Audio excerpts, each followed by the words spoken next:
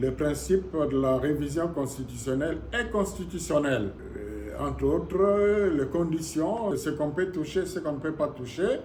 Le problème n'est pas là, mais un des conseils, ça par rapport au contexte sécuritaire actuellement, donc par rapport à l'opportunité. Il faudrait éviter une maladresse politique qui pourrait encore servir de prétexte pour aggraver la situation sécuritaire, ce qui n'est pas un jugement par rapport à la légalité.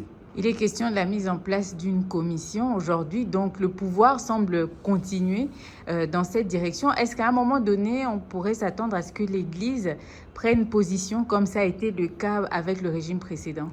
Je ne sais pas comment se comporteront les évêques, mais du point de vue principe, les évêques veillent, sont très regardants sur tout ce qui concerne le bien-être de la population et surtout ce qui concerne la paix.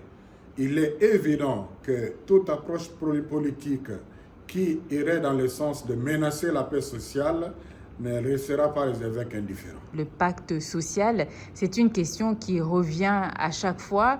Est-ce qu'aujourd'hui, vous maintenez votre position quand on voit, justement, vous parlez du contexte sécuritaire qui est déliquescent, qui ne fait qu'empirer en RDC? Est-ce que vous pensez qu'aujourd'hui, il reste opportun de parler de pacte social? Le contexte sécuritaire que vous évoquez en termes de la dégradation, c'est justement ce qui urge aujourd'hui la mise en œuvre de ce pacte social. Les évêques ont insisté à ne surtout pas confondre avec un dialogue politique qui vise le partage du pouvoir. Le dialogue politique dans le contexte actuel contribuera à la paix et au bien-être du peuple congolais si il se fonde non pas sur le partage de pouvoir, mais sur une feuille de route garantissant la bonne gouvernance de l'État. Séparer le dialogue politique du dialogue des experts qui doivent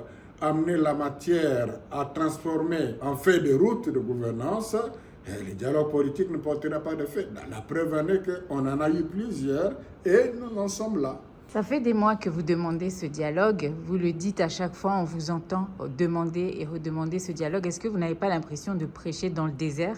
Parce qu'en face, il n'y a aucune réponse qui va dans votre sens. Voilà, je crois que les évêques font leur travail. Il y en a qui reprochent à la Senco de beaucoup parler, mais la parole de Dieu est claire. Annonce la parole, intervient à temps et à contre-temps. Ce n'est pas les évêques de la Senco qui ont inventé ça.